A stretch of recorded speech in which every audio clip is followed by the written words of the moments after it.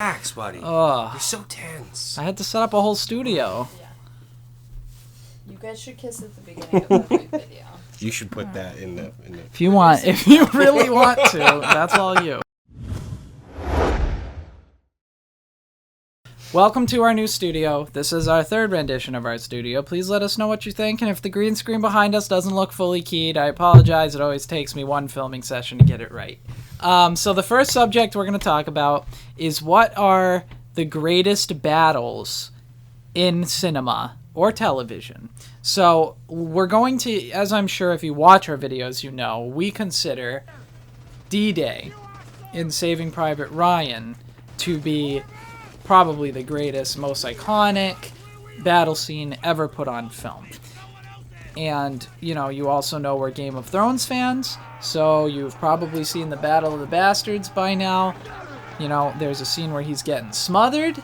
That was pretty cool. I thought he was dead. So we're going to use mainly D-Day from Saving Private Ryan as kind of the gold standard of battle scenes in cinema.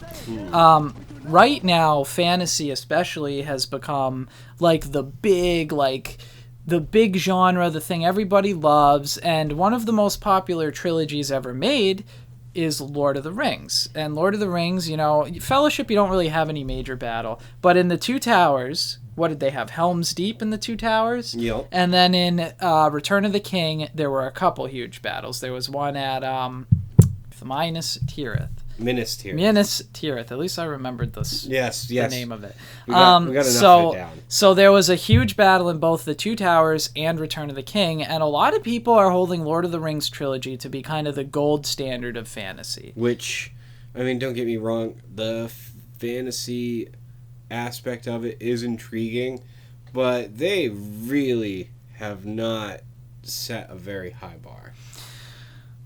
In the modern It's era. very conventional storytelling, but I feel like that gets kind of pushed away by the fact that we're just used to it at this point. But that's not what we're talking about. We're talking about the battle, the depiction of the battles in the two Lord of the Rings movies. So how do these battles stack up to the realism, the grittiness, and the influence of Saving Private Ryan's D-Day?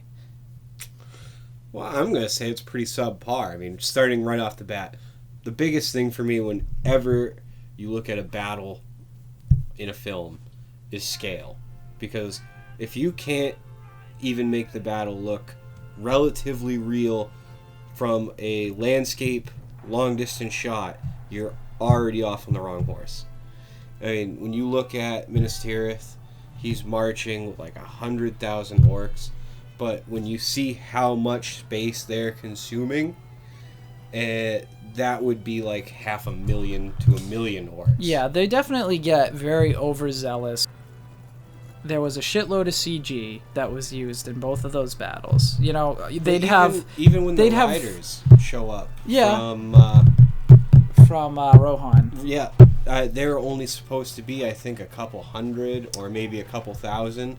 And when they come pouring over that hill, that looks like 50,000 horse strong. Yeah, and it's undoubtable that they CGI'd the shit out of that. Oh, it's yeah. a lot of computer. That's the only way you're going to do it. Usually the front people are real, and then they multiply it and clone it and do shit like that. For you who may not know what CGI is, however small of a little click you may be, that's when they take 10 dudes, stand them next to each other, and then copy and paste 1 billion fucking times. Yeah, and usually it's those wide panning shots or the flying shots where you're kind of overhead, and it tries to give you the menace of how big everything is. So here's the question. How is it fair to compare Saving Private Ryan to Lord of the Rings as far as the battle goes?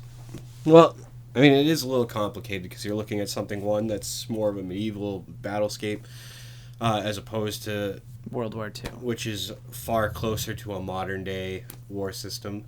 So, I mean, guns obviously change a lot of things. But, I mean, basically, you just got to dumb it down to one scale, like I've already touched upon. Then you got to look at accuracy of the violence. Like something like Legolas is sliding down a fucking elephant's trunk, fucking launching arrow after arrow, going 36, 37, 38, Yeah, because that's realism. Yeah. As So, opposed to- and I understand that Legolas is supposed to be extremely powerful. He's a hero. He's this legendary warrior. But there's a limit. And to bring Game of Thrones into it a little bit, Game of Thrones does that fantasy, but it doesn't do it to a ridiculously unrealistic level. Because Legolas does do things that they're ridiculous. And it, him being so powerful like that when it's convenient really cheapens how the battle feels.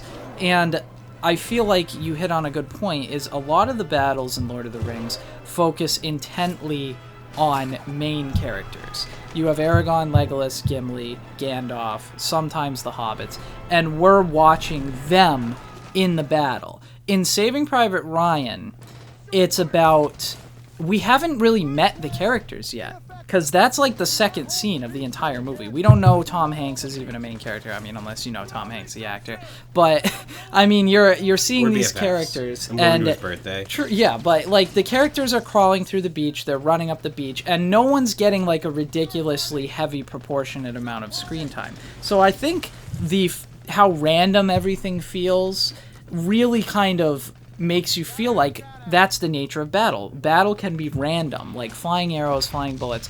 They hit people randomly. It's not necessarily skill. And seeing the skill kind of protect main characters cheapens how the battle feels. I think the number one depiction of whether or not a battle scene is good is when you watch something like Lord of the Rings, you're enjoying it.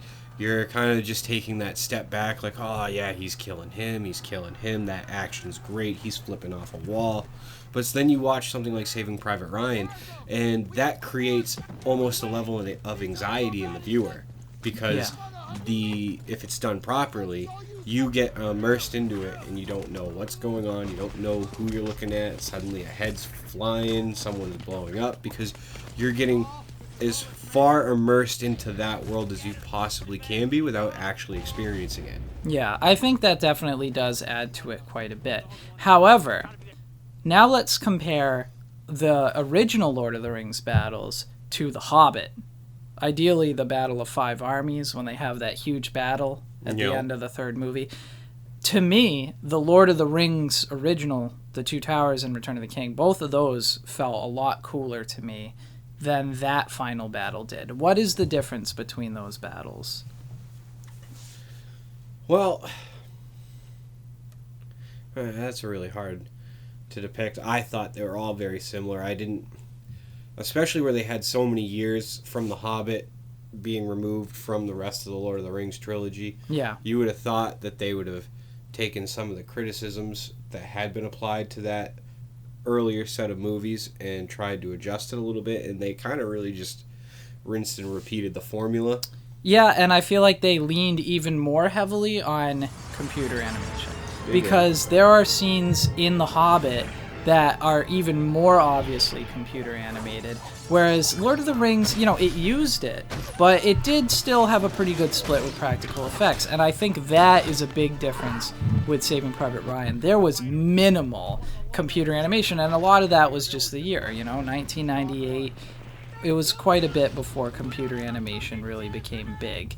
Thinking about it, it still kind of astounds me that we're at 2016 and CGI is so heavily used. And when you go back and watch some of those 90s movies where they use, like with Jurassic Park, where they're using a lot of animatronics. Yeah, that's a good comparison. And animatronics, for certain situations, is far superior still to the technology we're using in a lot of these CGI movies. Yeah, and, that's very unfortunate. And people really, especially when it's a big budget movie, they get overzealous with just pouring it into CGI. But another movie, Braveheart, the battles in Braveheart, they felt realistic. They felt gritty because they weren't relying on getting distracted with scope.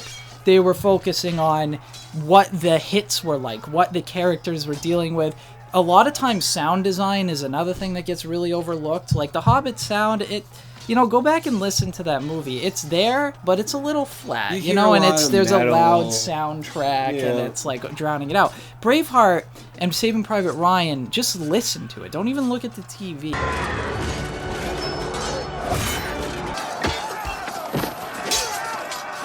You will hear agony, because even the bravest of man who usually end up screaming when a sword is going through his shoulder and slowly cutting its way towards his heart. And a lot of times relying on fewer individuals rather than trying to up the scope is a better way to do it. And that's why I think Battle of the Bastards was so good, to go back a little bit, because a lot of those shots, even though the scope wasn't huge, but a lot of those shots were just on one person in the middle of the battle. It wasn't so much overhead or from a large vantage point, and that's what Saving Private Ryan and Braveheart would do. You'd kind of switch between different people, but you're always following one person. You're not looking at these wide shots where 100 people are fighting, and that's where The Hobbit drops the ball. And don't get me wrong, even Game of Thrones has its flaws. There's a couple moments, where, especially when Jon Snow is in the midst of the heavy cavalry, Yeah. flying around him, that was pretty CG'd, and you could tell. Yeah, I mean, you gotta it was- have it a little bit. Yeah, you know? but- You don't want to pay for 300 horses. yeah, but a scene that close, you probably could have done with 6 horses. True. But my point being is, it left a little bit to be desired. But I mean, like I said, where I touch really upon scale, that is the most important thing to a battle, outside of obviously guys not flipping off walls, doing somersaults into killing 5 guys. Like when they pull back in a landscape of that battle, and you see, that ring formation as they're slaughtering the wildling army, you realize, like, this is not a very big army. Yeah, Because and I liked that. Yeah, it no. made it feel more realistic. I see what you're saying with scale. it's lost so much when you think about the battles that we read about in history through, like, the 100 Years' War and Braveheart, William Wallace's fight for Scottish independence. Like, these battles and these wars were not fought by that large of armies. There wasn't a lot of people. So let's ask you guys some questions. So what's the most important part of a battle? Is it the scope? Does CG animation ruin it for you? And what are some battle scenes in movies that compare to Braveheart and Saving Private Ryan? Good? Hit us up. Greatest director will have a possibly better legacy than Stanley Kubrick had. And that will be